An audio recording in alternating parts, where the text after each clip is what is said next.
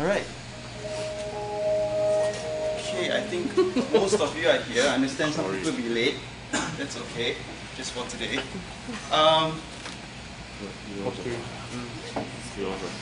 Okay, let me get this going.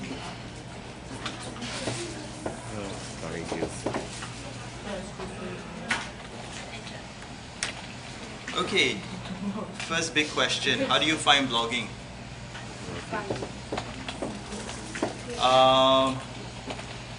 Derek, how do you find blogging? Interesting. Anyone else has anything interesting to say as well? No? Okay, this is what we're going to do today.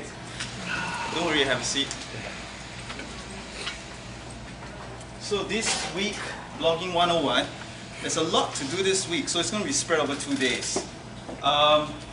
First thing I'm going to do is to do a brief roundup of what everybody's been blogging about. And then after that, I'll introduce our so-called blog squad. Okay, I'll explain to you what that is about. Okay. Then after that, I'll have a segment on how your blogs will be graded. Because I understand that some of you are very into it, which is good. But I want to make sure that you understand how this thing is going to be graded, so you have your expectations all set right. There are some users who are, I would say, not very happy about blogging, which is understandable. But really, it's when you see how I grade it, you understand that you have the liberty to be as private as you want as well. Okay, since I know who you are on your blogs, right? You don't really have to reveal anything else about yourself. Okay, then the next few thing is to continue last week's presentation. I want to wrap that up. So you have the handouts in front. If you don't have it, pass it along to your friends at the back. And then we'll go through the main segment, which is how to use Blogger.com. Most of you know how to use it, but we'll run through the specs, everything about it. Okay? And lastly, if time permits, I'll try and show you the other things that will help you become a great blogger. Okay? Alright, so first things first. I'm going to just run through a few of your blogs, see what you've done so far. Okay. Graham. Is he here? So Graham's put out a video of his... That's not me. Oh, that's not you. Then who's that? I wrote there because I don't have a video cam. Oh, this is performed... Oh, someone else, your friend. Sort of. Is this his setup? It's pretty incredible. I mean, he's got everything all set up, very professional. I'm just gonna play a little bit. Okay. Monday morning. Introduction. Your first line of intro is it? So I ate I was like, what the hell? Then I have to play, and I don't know how to play. Now that's the part. Oh, okay.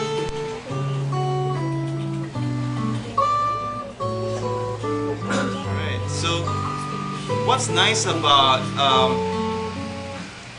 this video post is that it's not just that he's playing the music, but he's actually shared the tabs for the music as well, for the guitar.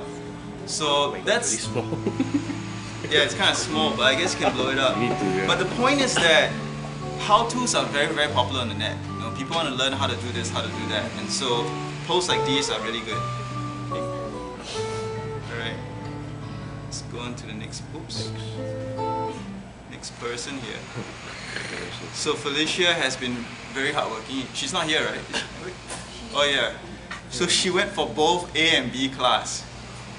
I don't know how many of you do that. Do any of you do that? Oh, okay. But yeah, it's good that you mentioned this because I do have more information in Class B and it's natural. But what I'll try to do is to do different things in both classes. Okay? So it'll be equally interesting on both. Then there's Sheikh here. And don't worry, have a seat. And he was late with his post, but at least he made it worth the wait. There are a lot of you guys who mentioned about how uncomfortable blogging is. For some, it's very extreme. And in his case, he blogged from his dog's perspective, which is really cool. And it's nice, you get to see things that you don't normally see.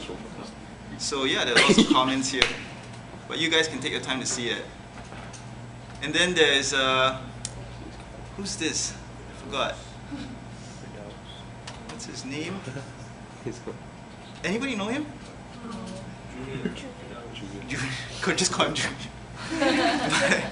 but it's interesting because he was talking about how he gets mistaken for being a Malay because his father is Indian and his mother is Chinese, and then it says here equals Malay.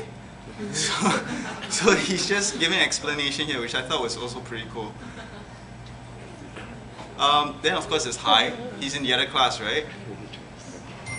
And this is the most ridiculous thing I've ever seen. But I guess if you guys need any help with video, you can talk to him because he's obviously knowing what he's doing.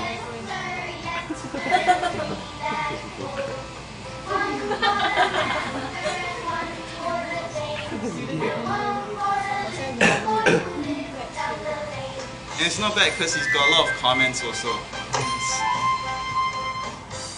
Okay, it gets more and more nonsensical, so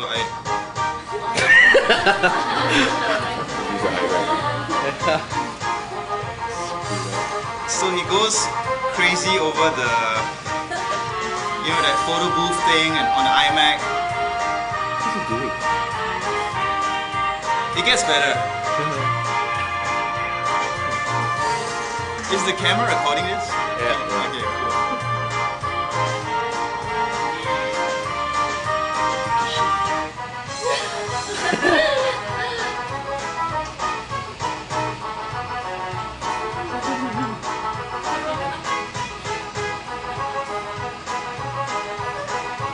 Okay, I just want to show that. But yeah, he's just, I guess, experimenting.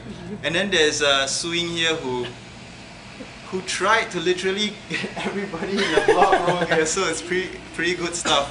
Just to let Suing know, which I already commented, there's an aggregator that I'm trying to build so that you don't have to do this, but it's a good effort anyway. All right.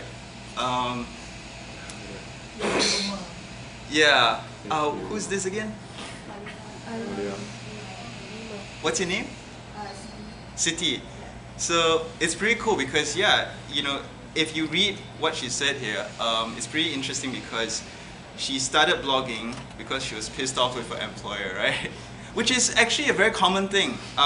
If you notice, one of my slides mentioned about the 5 genres of blogging, and one of them is for catharsis. So there's as venting or release. Okay, so it makes sense. That's right. And then there is I guess it's from the other module, but what's his name? Oh yeah, he's the magician. He's the magician. Oh, the magician. Okay, that's an easy way to remember. It's cool because he also talks about the ills of privacy invasion. The possibility of privacy invasion through blogs and MySpace. And yeah, that's true. While you guys are very into the blogging thing, there are some of you who are wary, and it's for good reason also. And actually, we'll have a whole segment on privacy in the semester. Okay, so we'll talk about that. And then there's like two or three guys into metal, and he's got a kiss face here. Yeah. So is it death metal? Yeah, go ahead. Go ahead. Okay, he just plugged a video just to explain what his music is like.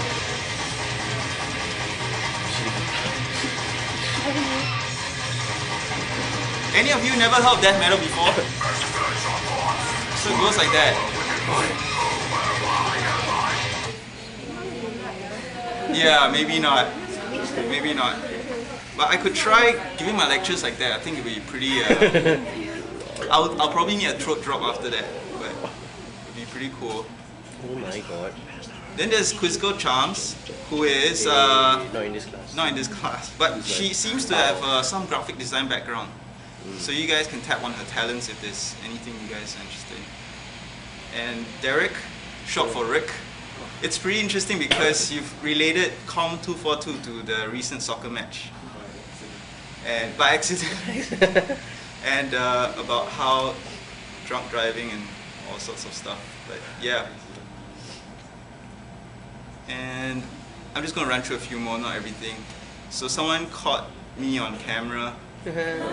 So it's surveillance of the surveillance thing, and this is very much the idea of surveillance, which we'll talk about a bit also. That is surveillance from the grassroots level.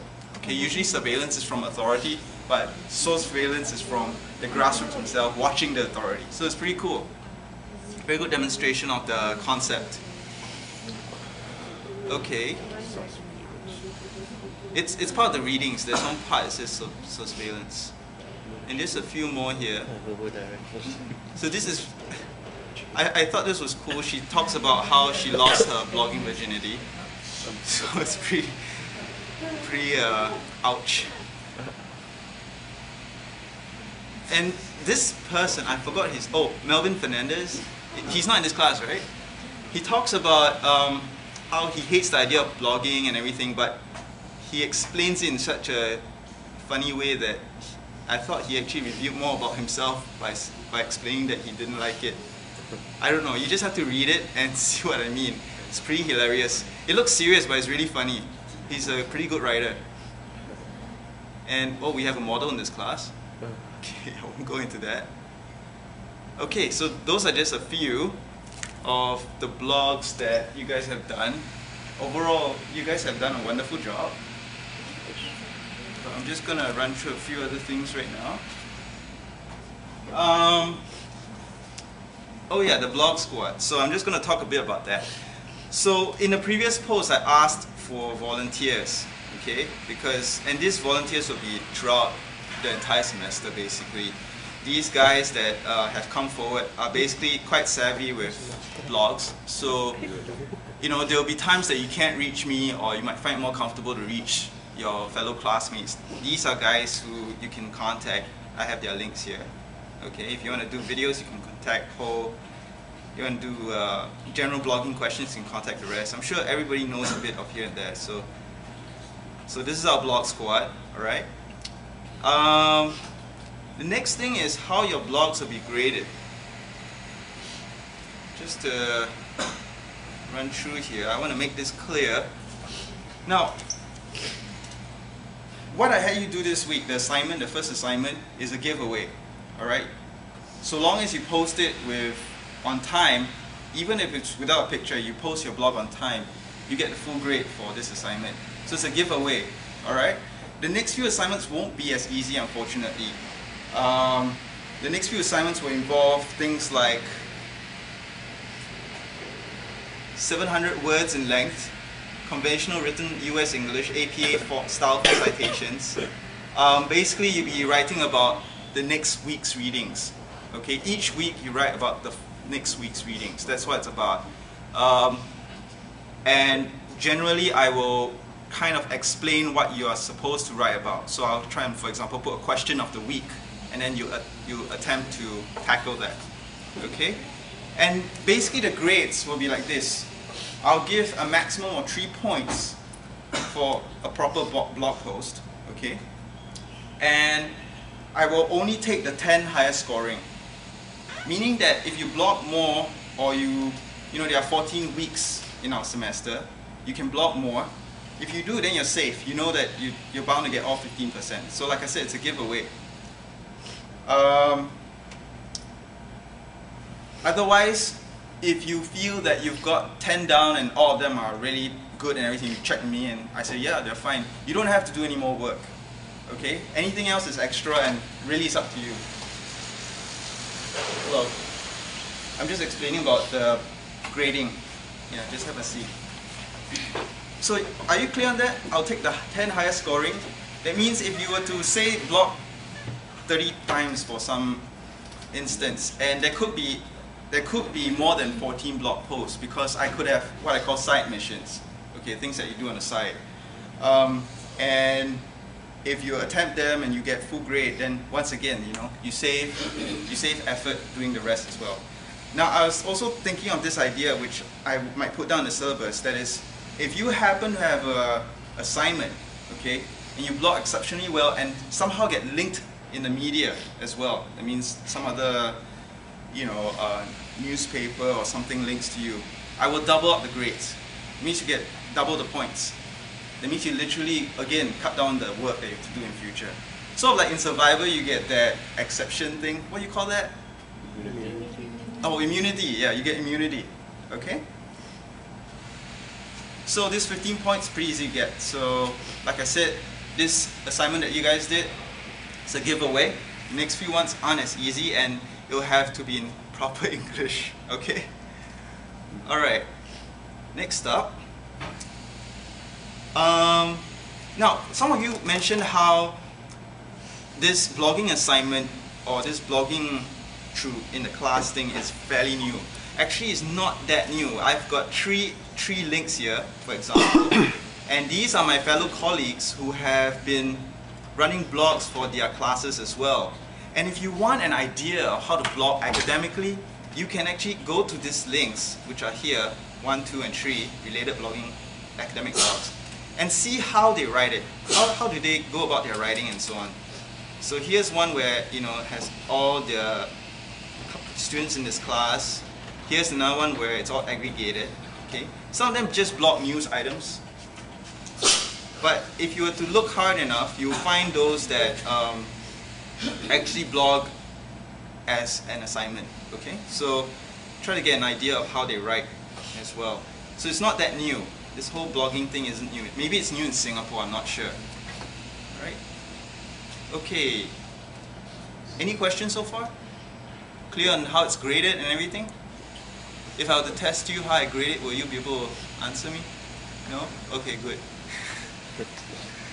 Alright, so we'll just continue last week's presentation on blogging. And let me just pull this up here. You have your handout, so if you don't have it, ask your friend to pass it along. I just want to wrap this thing up.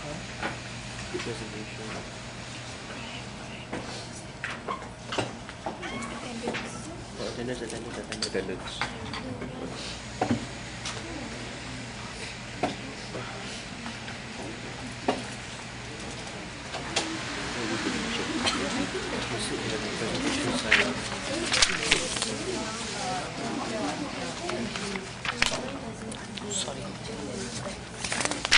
Alright, the rise of us.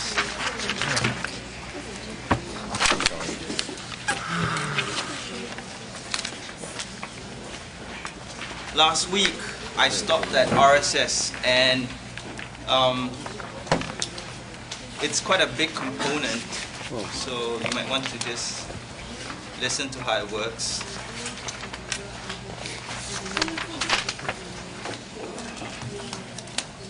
Yeah. Alright.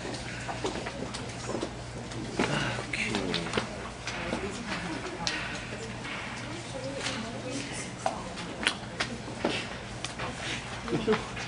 I keep pressing control because I use 7 tabs, so it's under control. Alright, really simple syndication. How many of you already use RSS feeds? No. I just started. You just started, so no one really knows what RSS is about. Okay, RSS is kind of like a byproduct when you blog, okay? For most blogging systems, that is. A lot of bloggers don't really know that they have RSS feeds. And RSS feeds, in a way, it's kind of like in the old days, how people on the content producers on the internet tried to push content out to the users. Today, the most common way to push content out to the users is through email. You know, if I have a promotion or I have a piece of news, I push it out to you and you receive it by email. So RSS, in terms of why it exists, works very much like email. You know, you subscribe to particular websites or blog of interest. So RSS is short for really simple syndication.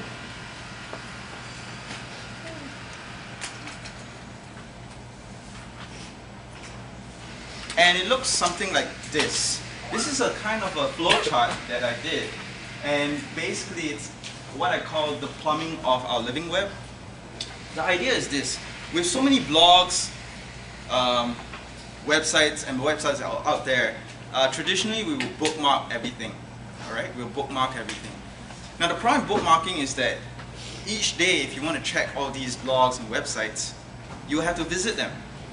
You have to load all these pages, takes a while, and maybe all you want to know is the news, what's new, what's updated. So what RSS does is that it strips away everything. It just gives you the updates.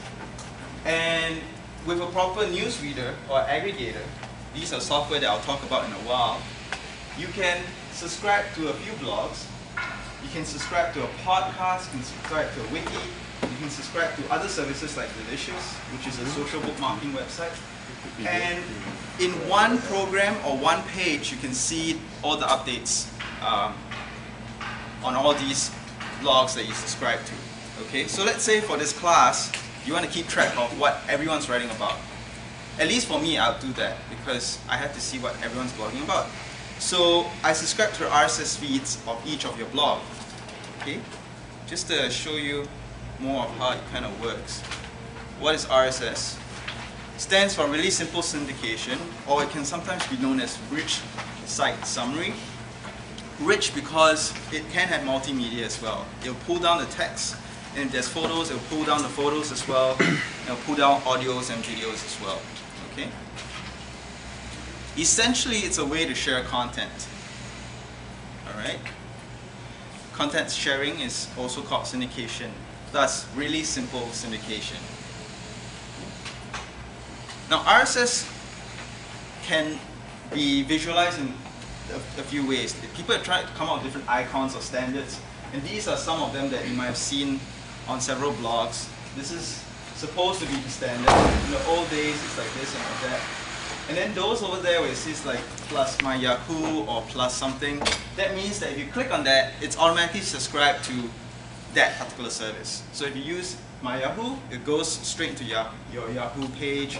If you use Google Reader, it goes straight into that. So it depends. There are many, many hundreds of blog readers out there. I'll cover that in a while. And those are one-click ways to add it to your reader. Now for these, sometimes you have to copy the link. It means copy the link to the RSS feed and then paste it in your reader. Okay, and then that's how you subscribe to it. RSS offers a standardized way to share, distribute, and publish content. I'll show you a little demo in a while of how that kind of works. The information presentation is simpler. So regardless of how you have your blog designed or your template designed, it doesn't matter. It only pulls down the news updates. So it's like email where new content comes to you. Okay, so you don't have to visit all these sites. For example, I can read your blogs plus my 300 other blogs. I can glance through it in 15 minutes or spend hours on it, all from just one page. Okay, so it's a more productive way of going through content. Media files can be automatically downloaded without user intervention, meaning that if your blog set up properly, if you have an MP3 file linked on your blog, it'll be pulled down as well. So that's essentially how podcasting works. Okay, it's podcasting whereby it's kind of like a blog, and then an MP3 or other media content gets attached to it, so it also gets downloaded. Okay. How it works. Basically, it's a specially formatted extensible markup language, XML. Right? Now, most of you are familiar with HTML. What is XML? Any of you can kind of tell me what's XML? Any computer people here? No idea? Extra messy language. Extensible markup language is just another kind of web file. Okay, and it's a standard that is, I think, more standardized than HTML. Basically, you set up certain variables such that it's kind of like a form with all the fields all filled in. Okay, and normally you wouldn't be the one generating this XML. Okay, you wouldn't code it by hand. HTML you can, but nowadays you've got programs to do that. XML, less of a chance that you create it yourself. Most of the time it's your devices that create it, whether it's a blog, even some phones can, some devices can produce XML. And the purpose of which is so that you can share content with one another. For example, when you send a contact from your phone to another user, sometimes it could be encoded as an XML file.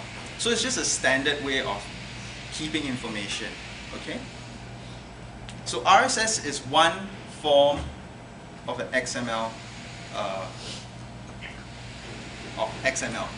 alright? Typically there's a list of headlines with links. That's how it kind of looks like. It can be extended to a full database. I won't talk about that.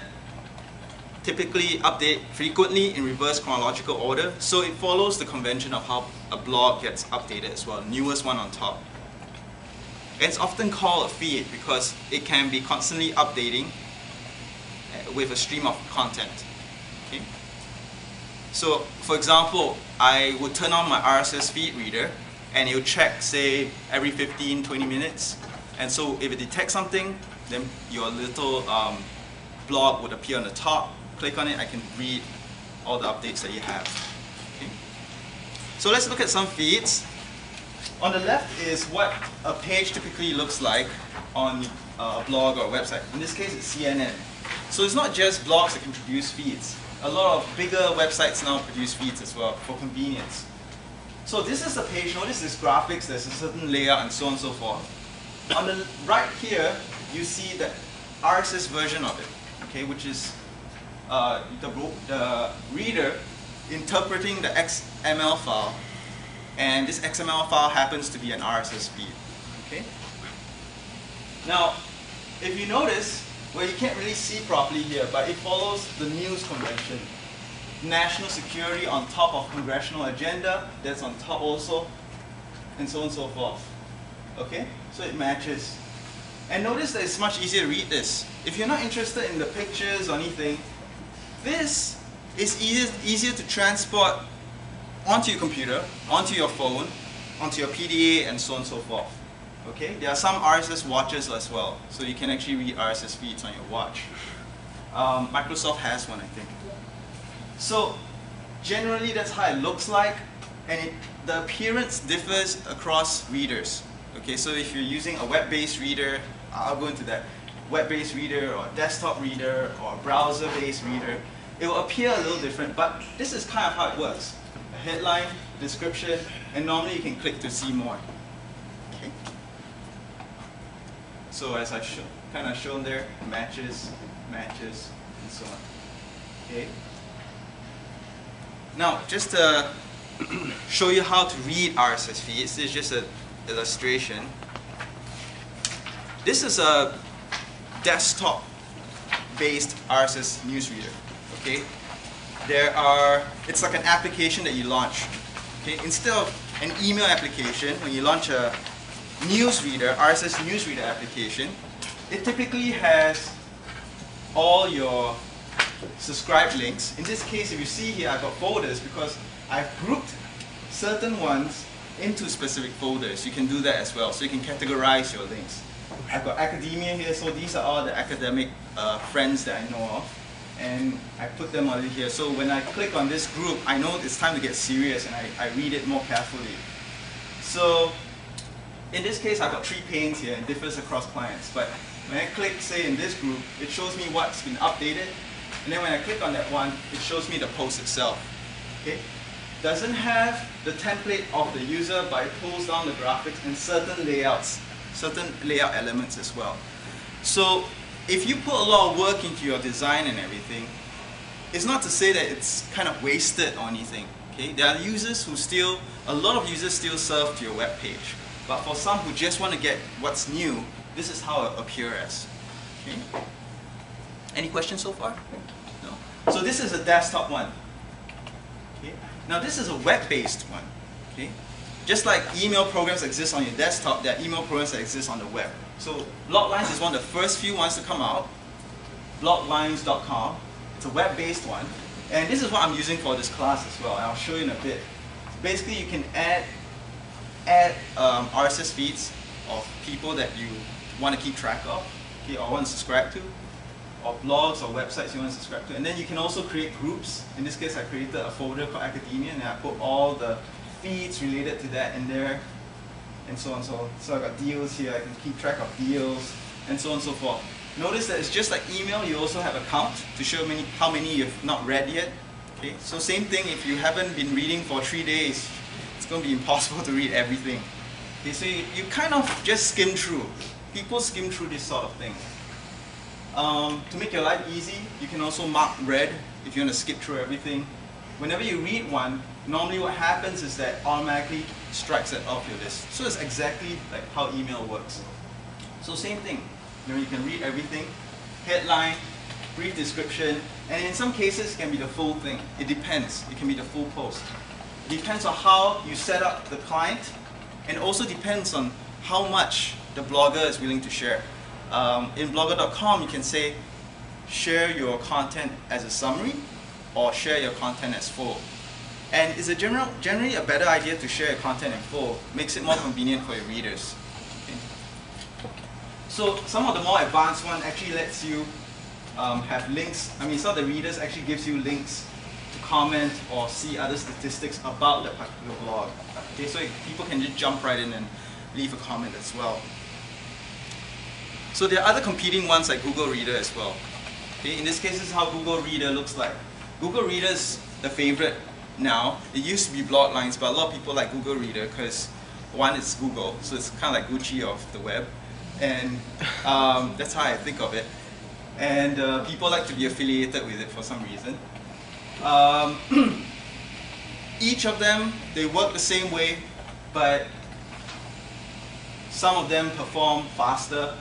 Some of them is just the way it's laid out. Notice it's kind of like Gmail. If you're familiar with Gmail, the layout is the same.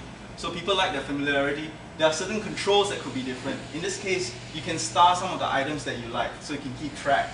You can also share items. This is cool.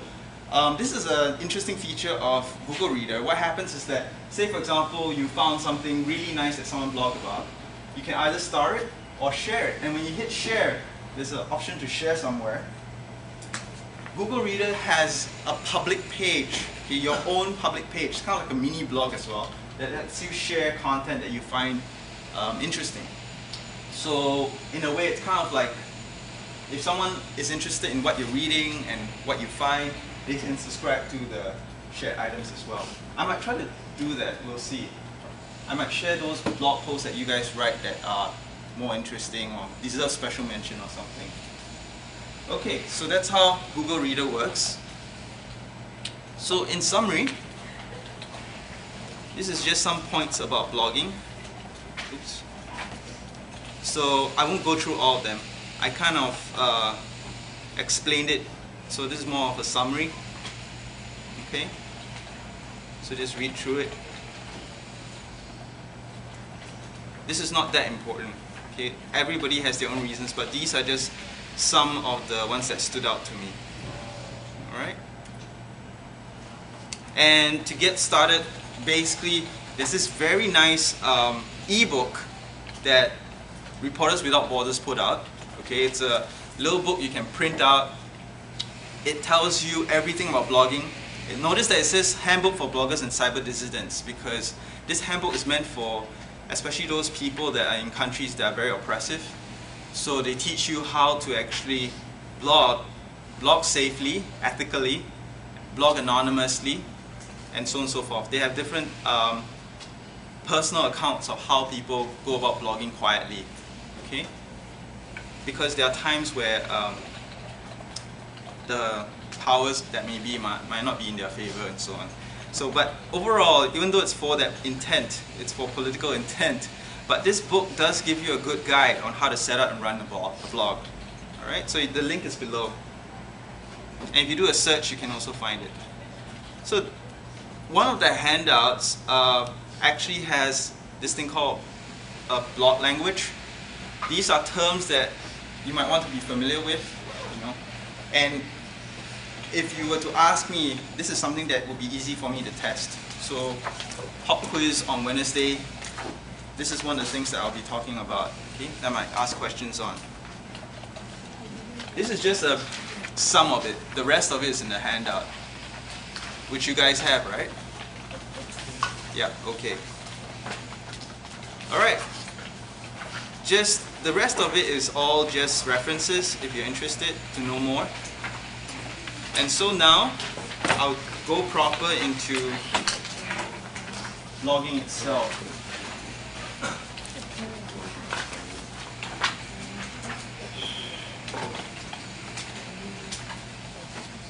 Alright, before I go into that, so just now I mentioned blog lines, and I've added, your blogs into the feed as well, to the feed reader.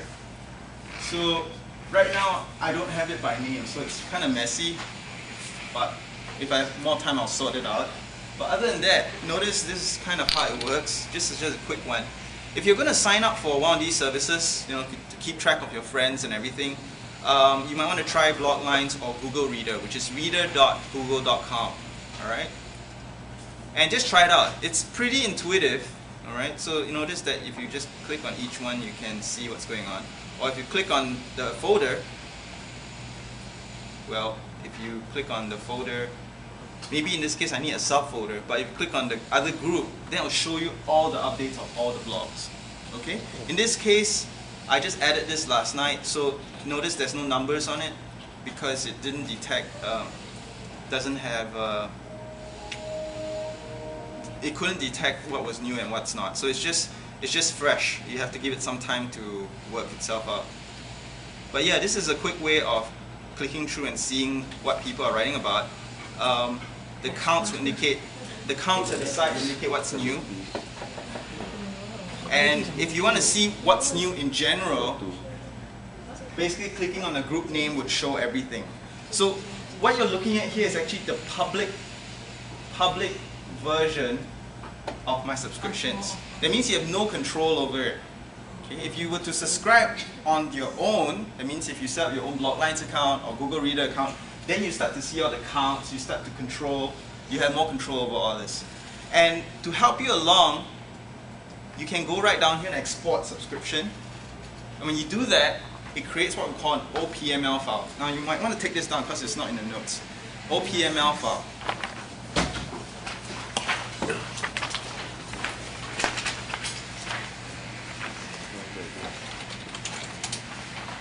Can anyone guess what an OPML file is for?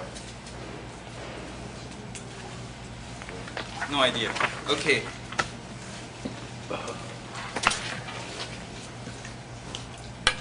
Just going to pull up one Wikipedia entry here, but just to give you an idea, an OPML file is a collection of RSS subscriptions, okay? And it stands for Outline Processor Markup Language. OPML. It's a fairly new thing. Came up after RSS came about. It is also XML based. Okay, and it's the easiest way for you to share a collection of RSS feeds. So you feel free to look it up on Wikipedia or something, and it kind of shows you how it looks like.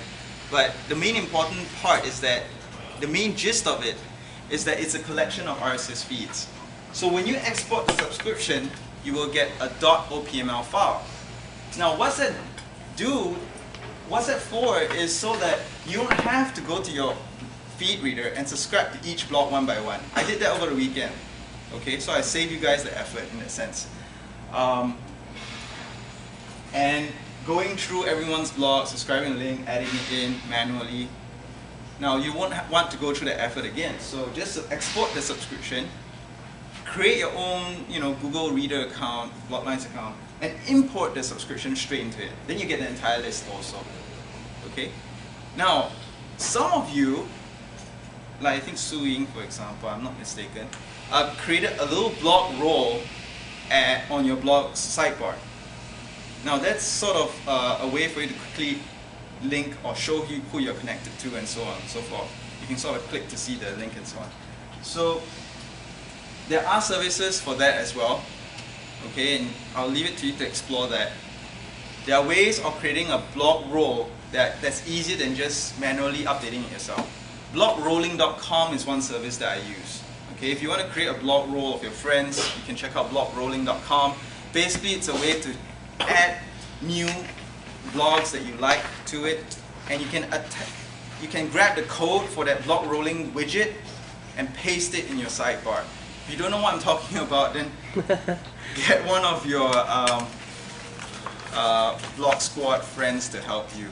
It's not essential for this class. It's just if you want to do it and do it easily, you can use blogrolling.com, or it could be .net or something like that. Okay. All right. Any questions so far? We're gonna go straight into blogging now. No? Okay. All right. So all of you. Oops. Okay, whatever. So I want all of you to log right into blogger.com. Just go to blogger.com and log in. And you should see what we call a dashboard. Okay, this is the name of, this is what we call the starting page of your blog, where you do your administration and all that. Okay? Well, your sort of like the admin page. Okay? The technical term is a back end. Okay? There's the front end that people see, and the back end, which is what only you see or the administrators see.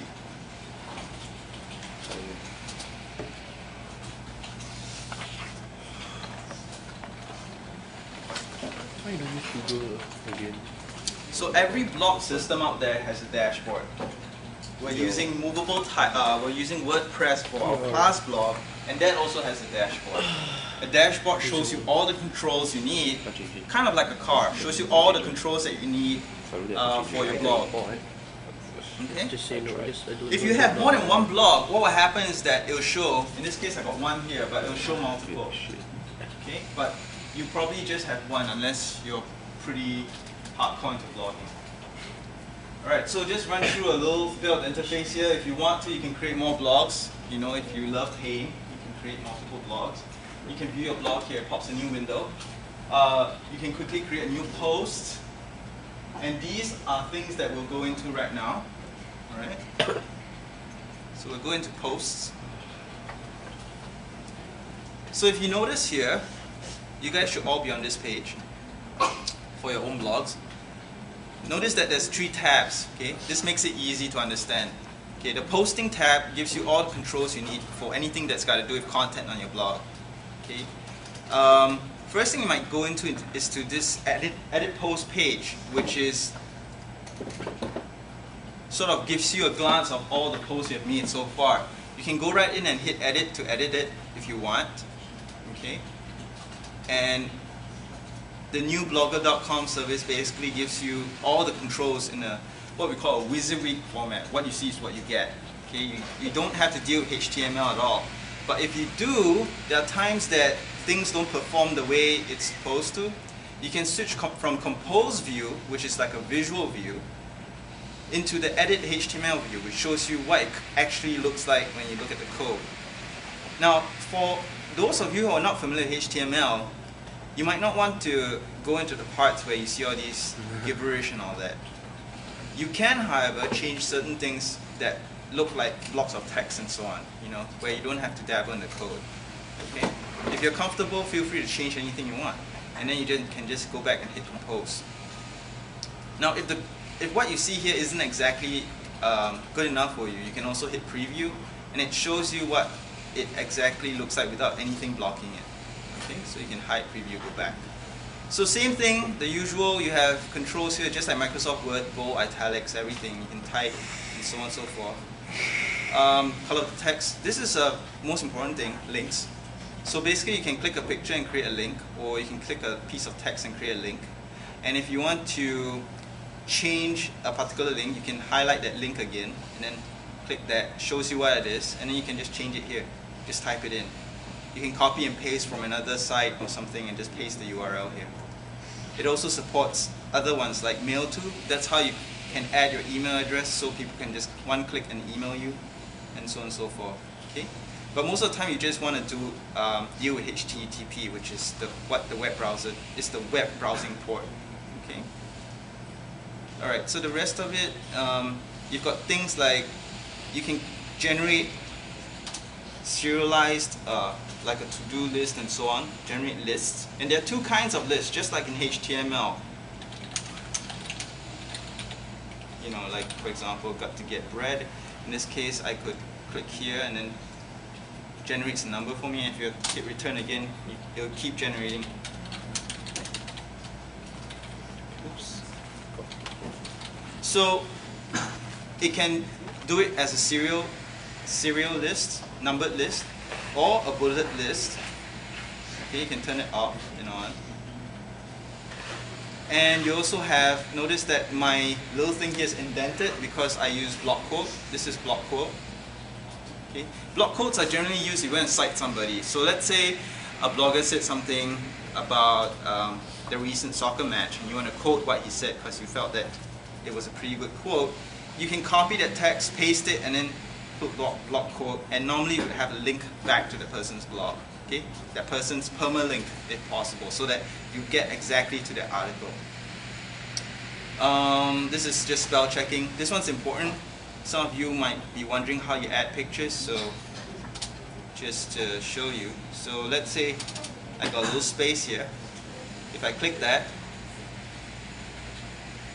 it gives me a pop-up window where I'll get controls. Now you can add images from your computer.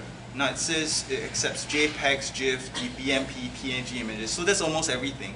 But the maximum size is 8 megabytes, which is very unlikely that you hit unless you're into photography and you just dump the huge file there, which isn't a good idea because people will browse your page. You won't want them to wait for the whole image to load. So you might want to learn how to use things like, you don't have to use Photoshop. There are other sharewares out there to compress your images, make it not just smaller, but you can reduce resolution, or even just use JPEGs. JPEGs make the images smaller. Okay? JPEGs, remember this, JPEGs are good for photos, GIFs are good for diagrams. Okay? The reason why is because the way the compression works for each, what we call a codec, compression, decompression for a short codec. I won't test you on that, don't worry. Is that JPEGs works with millions of colors, while GIFs works with a limited set of colors. Okay, so diagrams tend to have, let's say, maybe 5 colors, so it saves, it works better for diagrams. JPEG, the algorithm is different, works great for millions of colors. All right. For the others, I won't go into that. These are the two most common format that we use, GIFs and JPEGs. So you can add from your computer, or you can add from the web. So if you've seen an image, let's say from Flickr or Google Images or somewhere, or a friend that you found an image from, you can link directly to the image file and then just hit upload, and then it'll put it on your blog as well. Notice that you can also have a layout. So, you know, this is fairly straightforward. You can have it aligned to the text like so. But for this image size, you can just sort of experiment with it, see what size is good for you. So you just go ahead and try it out. I guess they added this terms and agreement thing, so make sure you check that off before you upload the image. Okay? They will just want to make sure that you own the copyright, or at least that the image is public domain or something before you put it up. Alright? So, and you can have it save the settings. That means if you always have the image to the right, large, clicking this means that when you upload it, it will always remember that. Okay, that's how it works. Any questions so far? No? Okay, pretty straightforward. And what's this? Remove formatting. So, okay, let's say you want to get rid of all the things that you've done, whether you bolded, italicized it, or block quoted it. You can remove the format from it just by hitting this. Or at least I thought you could. Oh, there you go. So it removes, it cleans it up. For the block quote, I guess you have to hit it. Well, it won't work. So we know that it doesn't work in all the time. You might have to go into the HTML mode and sort of take away the block quote. But in general, this is to erase the formatting. So notice that when I highlighted this and I hit erase, it took away the links and everything.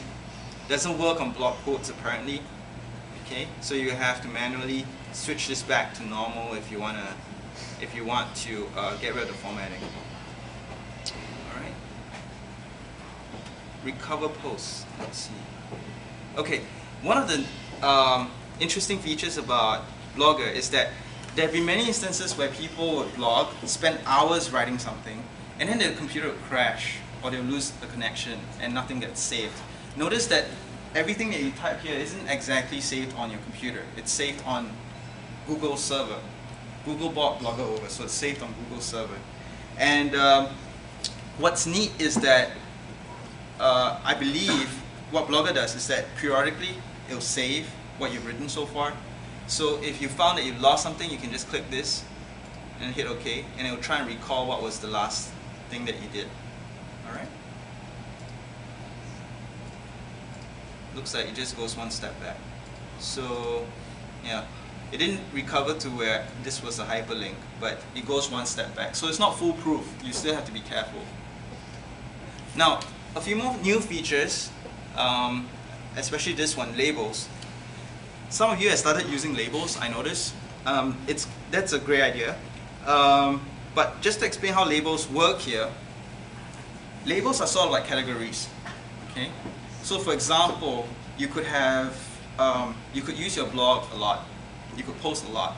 But if you want to make sure that I see the assignments that you posted, so you can make sure that you get the grade, you could label it as assignment.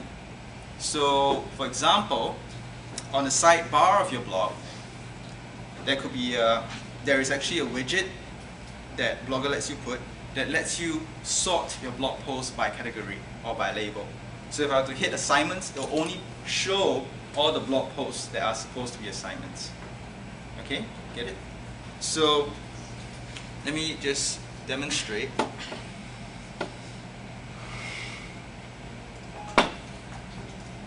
Just going to get out of this and come back. So let's say I call this assignment.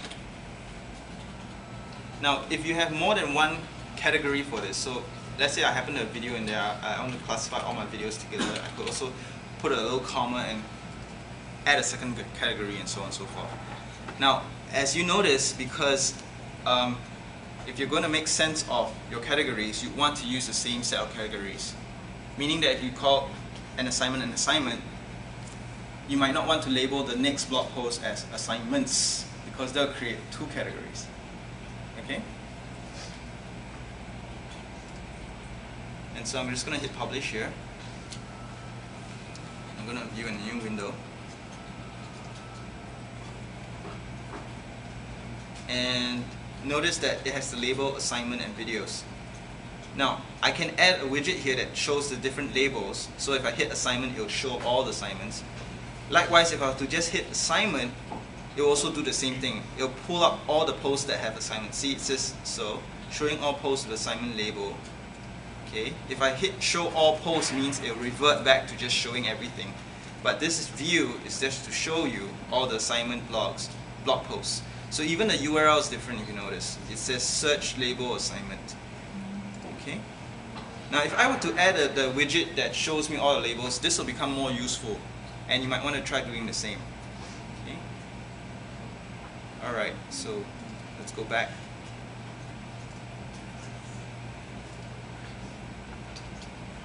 Okay, just a few more things here. Now, because you might forget the other labels that you have, notice that you can show all. So you can just hit assignment and it'll pull. You can, you kind of like add it automatically. If you click this, it'll add this. So let's say I get rid of this. So you see, this is an easy way to just add that label. Hit that, comes up. Alright? So you always remember what you labeled it as. Okay? So actually I would recommend that if you were to do your assignments and you want to differentiate it from the rest of your posts, then label it as assignment. That will make your life and my life easier. Okay. Any questions? Alright, post options. Now, for some posts, maybe you made an announcement, you don't need reader comments. You can actually deny the ability for people to leave comments. Okay? And you can deny in two ways. One, if someone's already posted a comment, then you can show the existing ones. Or you can just hide everything. Take it all away and hide everything. Okay? And this is pertaining to this particular post. Alright? That means it's just for this post. The subsequent one won't have that feature. Okay? Unless you enable it also. This post time and date. Now this is a useful feature because you can backdate certain blog posts. And for creative people out there, you might think, oh, I'm late for this assignment. Why don't I backdate it to 4:45 p.m. so it'll be on time? Well, you can do that. Okay? If you're smart, you can do that. But unfortunately, my blog RSS reader keeps track of your feeds, so I can see what time you update. Okay? But this is just a way for you to control. Now, there are several reasons why this date and time is extremely useful. You can also predate your posts. So let's say I'm in this class right now. I've got, let's say, a new blog post that I made last night, but I didn't want it to be released last night. I want it to be released after class today. Now, I don't have to blog after class. I could have blogged about it last night and set the date for, let's say, 10 a.m. and then it'll come up at 10 a.m. Sort of like setting a time bomb. Okay. The other feature about using the date and time is that if you have a series of blog posts and you want one particular one to be on top, then you could adjust it to be a newer date than your previous post. Okay? Get it? That means you can order the arrangement of your posts around by playing the dates and the time. Alright, so there's a lot of things you can do with this, and you should just feel free to experiment. Now, a lot of times when you blog, you might only have certain pockets of time and you don't have time to actually publish it. Yeah, it's not a good idea to rush your post. Sometimes you might make grammatical errors, spelling errors, or you might have written in a fit of rage, which happens to us sometimes when we're pissed. And so it might not be a good idea to just publish it, in which case you might just want to save as a draft. When you do that, it's not shown to the public. Okay? It's hidden away. Only you can see it when you see this. So if I were to go to my blog again, there's no posts. Okay? Because that was my only post in that case. It will show the other posts as well. It will indicate here as draft. Okay? And you notice what I did was I took a pre-existing published post and I could hide it away just by hitting draft. Okay? So it's a trick. It's a nice little trick if you feel that it's not ready for publishing or you want to retract what you say. You can kind of have that control. Alright? Now, it doesn't mean that when you retract your blog post means it's gone from the web. If it's been out for a long time, Google search engine can cache your posts. Okay, that means people can look into the Google cache to retrieve posts that have been deleted. Alright? If you experiment with that, you can dig out a lot of information. Other people might have also simply coded you. It means they might have grabbed your text already. Okay, it doesn't mean that it will disappear off their hard drives. So just to let you know, you have some control, but it might be too late if you did something really bad. Okay? So just take note of that feature. Save as draft as a way to hide your post until you're ready. Okay, so we've gone through this interface. I'm just going to run through a few others here.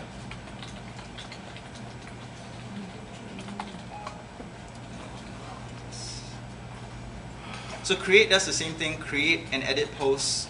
Okay, lets you manage all your posts, except that edit post shows you a list of your posts. I'm just going to publish this. Okay, moderate comments. Did any of you see this page? Moderate comments? Okay, what you have to do first is to go to the comment setting, which is inside the setting page. Click on this, you'll go there. So, if you want to have that control, you have to enable yes, enable comment moderation, and then you have to put in your email address. Now, what happens here is that this enables you to watch what people post first before it goes up online. Okay, there are several ways to control this.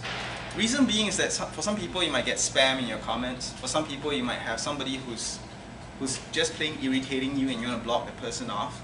Then what happens is that you can actually moderate all comments, and then the comment will go to your email first, and then you have to approve it, and then it will show up on your blog. Okay, that's one way.